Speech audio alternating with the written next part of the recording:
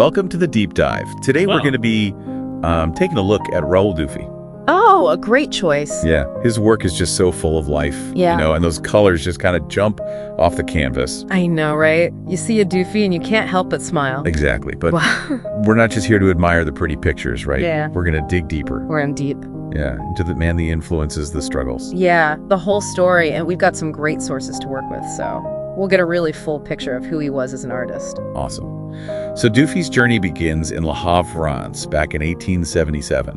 One of 11 children. Wow, 11. That's a big family. It is. And his father was a musician, so.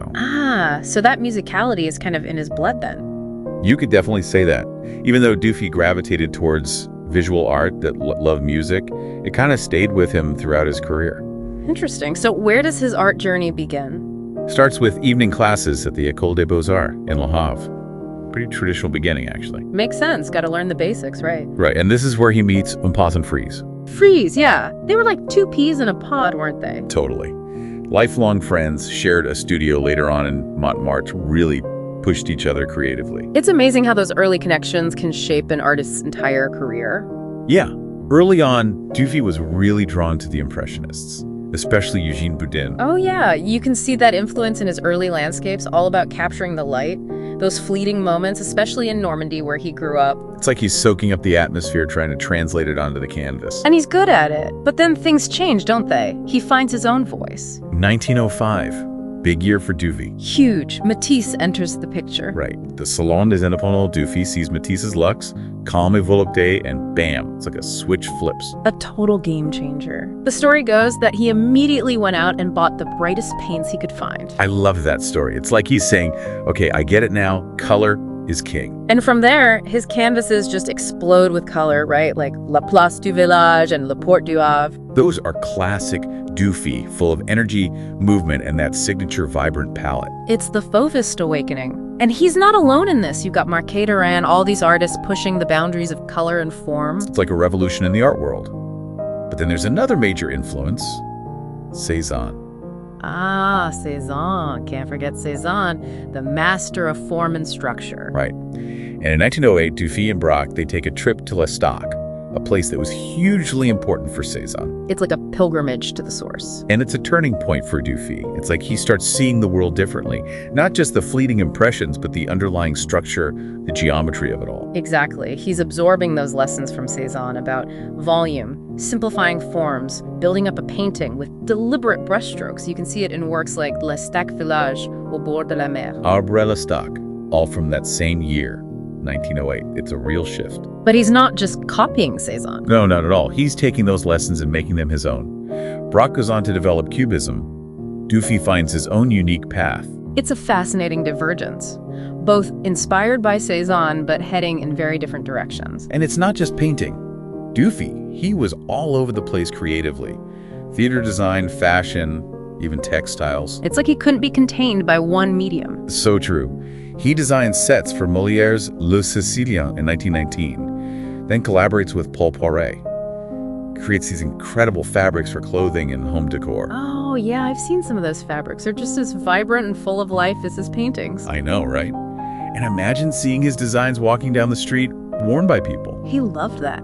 Seeing his work come alive on moving figures, it added another dimension to his art. So cool. And he doesn't stop there. He gets into ceramics, too. Ceramics around 1923. It's a whole new challenge, right? Adapting his designs to curved surfaces, the unpredictability of the firing process. It's like he's constantly pushing himself to explore new creative avenues. And he excels at it. The Viso au Baigneux Eocene is a stunning example of his ceramic work. He's a true Renaissance man. But painting always remains his first love. Always. He keeps coming back to it. And you can see how all those different experiences, those explorations, they feed back into his painting. It's like a constant evolution, building on what he's learned, refining his style. And in those later paintings, you really see it all come together.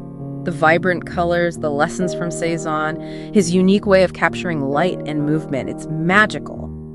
It's like he's found the perfect balance between structure and spontaneity. And his subjects, they become these celebrations of everyday life.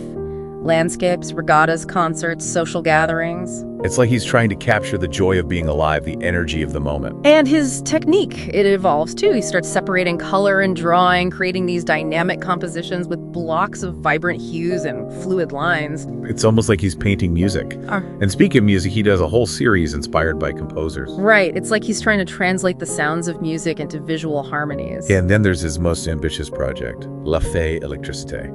Oh yeah, that's a monumental work. 600 square meters created for the 1937 World's Fair in Paris. It's mind-boggling to think about the scale of that project. How do you even begin to represent something as abstract as electricity in a painting? That's what I'm wondering. Dufy approaches it as a celebration of scientific progress, weaving together historical scenes, poetic imagery, and of course those incredible colors. It's like a visual tapestry of human ingenuity.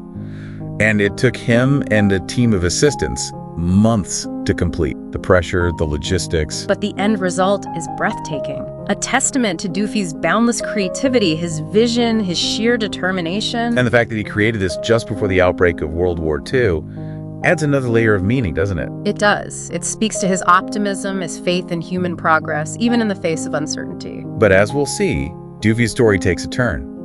Life throws him a curveball. A difficult one. And it's in those later years, those years of struggle, that we really see his strength, his resilience. And his art, it becomes even more powerful, more poignant somehow. It's an incredible story. One that involves a chance encounter, a transatlantic voyage, and a medical breakthrough that changes everything. So it's 1949, Dufy's in his 70s, and the rheumatoid arthritis, it's getting worse. He's using crutches to get around, can barely hold a paintbrush. It's hard to imagine him like that after seeing all those vibrant, energetic paintings. I know, right? That's heartbreaking. But then this incredible thing happens. There's a photo of him in Life magazine. Life magazine. Yeah, and these two American doctors, they see it, Freddie Homburger and Charles Bonner. Yep. And they're pioneering the use of cortisone to treat rheumatoid arthritis.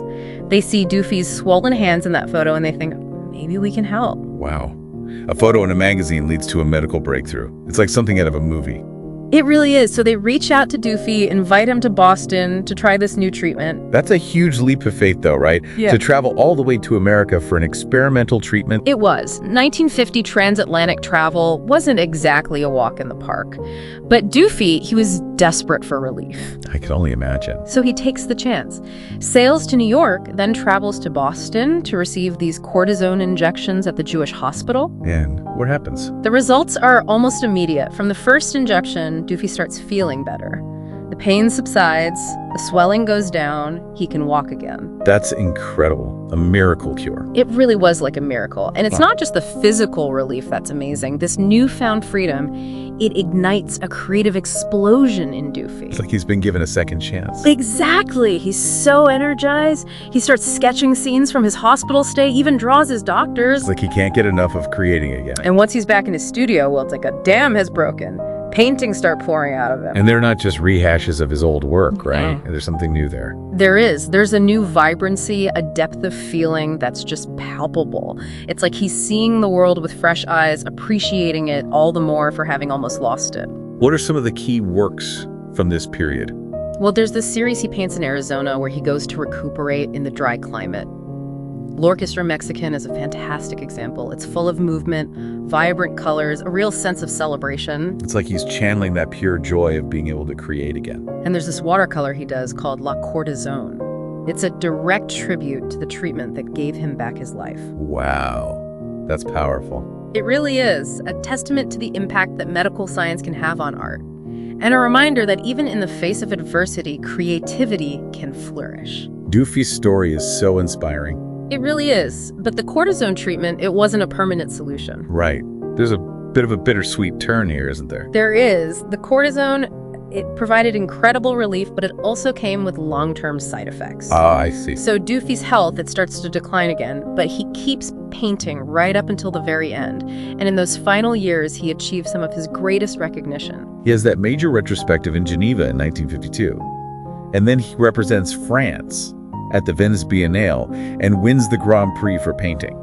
It's like a final bow, a culmination of his lifelong dedication to art. And then there's that final painting, Cargo Noir. It's such a haunting image, a dark ship against a backdrop of vibrant colors. It's a powerful image, isn't it? Open to multiple interpretations. Some see it as a premonition of his own death. others as a representation of the sun at its zenith, so bright that it appears black. It's amazing how a single work of art can evoke such a range of emotions and ideas. That's the power of Dufy's work. Even in his final painting, he's pushing boundaries, challenging us to think differently, to see the world with new eyes. So we've covered a lot of ground here. Dufy's early influences, his artistic triumphs, his struggles, his incredible comeback. We've seen how he transformed the art world with his vibrant colors, his dynamic compositions, his sheer joy of life. And how he found the strength to create even when his body was failing him. His story is truly remarkable. It is. But before we wrap up, I have to ask about this upcoming Dufy exhibition at the Musée des Beaux-Arts in Nice. It sounds amazing. It is going to be fantastic. A chance to see Dufy's work up close and personal, to really experience those vibrant colors, those expressive lines. And it sounds like this exhibition is going to cover a lot of the key things we've talked about today.